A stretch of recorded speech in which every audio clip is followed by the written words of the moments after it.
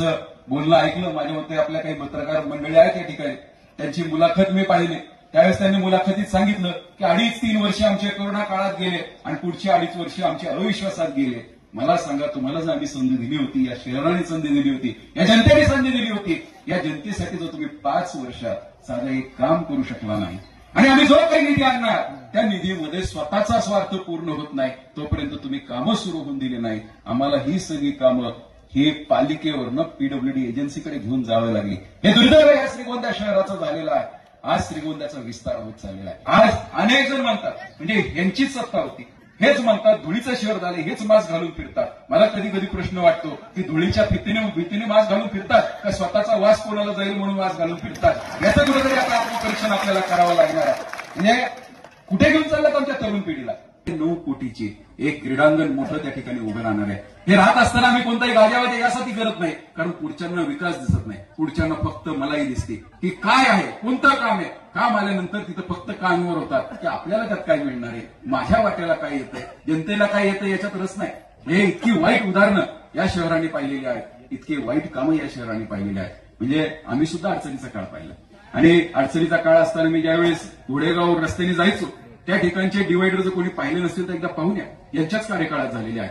म्हणजे उन्हामध्ये जर बर्फ ठेवला तर बर्फ वितळतो, पण कॉन्क्रीटचे डिवायडर हे वितळू शकतात. याचं उदाहरण मी पहिल्यांदा त्या ठिकाणी पाहिलेलं आहे. विरघळायला लागलेत, माती त्यातनं सिमेंट निघून गेलंय, माती निघून गेली आहे, थोडीफार त्या ठिकाणी खडी वाळू राहिलेली आहे. लाजगाजे एखाद्या ट्रॅक्टरवाला नुसता घासला तरी सुद्धा तो फुटतोय. ही अवस्था विकास कामांची झालेली आहे. आणि हेच आपल्याला म्हणतात की विरोधकच आपल्यावरती टीका करतात. माझी खरं तर कळकळीची विनंती आहे, म्हणजे आज अनेक ज्येष्ठ नेते आहेत ज्यांच्यावरती यांनी कार्यक्रम केला. म्हणजे मागच्या पंचवार्षिकला ज्यांनी आमच्या बरोबर ते इमानदार राहिले नाही, ज्यांनी मागच्या पंचवार्षिकला यांना साथ दिली त्या नेतृत्वाबरोबर हे इमानदार राहिले नाही.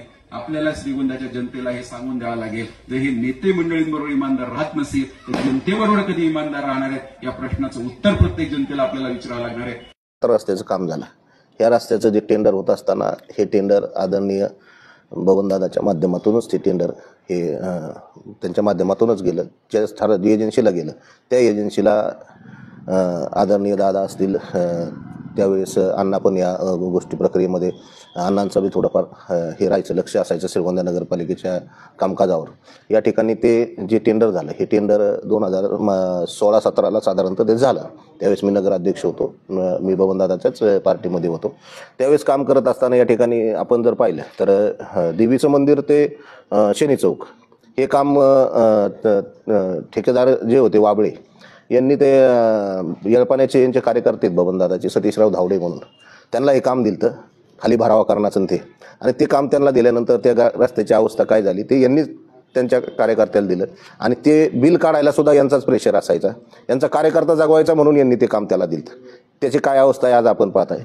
दुसरी गोष्ट, दुसरा आरोप असा झाला की घोडेगाव रस्त्याचे डिवायडर सिमेंटचे विरघळत आहेत असं काहीतरी विकीदादांनी त्या ठिकाणी बोलले.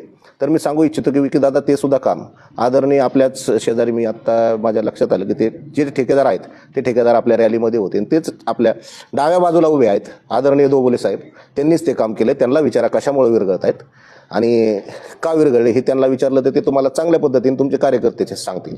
त्यामुळं तुम्ही जे आरोप करतायत या आरोपाची पार्श्वभूमी पाहून आपण आरोप करावे ही तुम्हाला नम्र विनंती. अविश्वास कशामुळे दाखल झाला ते जनतेला सर्वांना माहिती.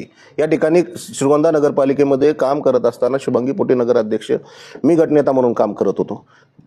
पंचवार्षिक 2019 ते जवळजवळ 2023 या 4 वर्षामध्ये सर्वच्या सर्व विषय या ठिकाणी सर्वानुमते मंजूर आहेत. सभागृहात विषय सर्वानुमते मंजूर आहेत. मग असा काय एका रात्रीत प्रकार घडला की अचानक 16 नगरसेवक विरोधात गेले? त्यांना कोणता प्रसाद भेटला आणि काय साक्षात्कार झाला हे साऱ्या जनतेला माहिती.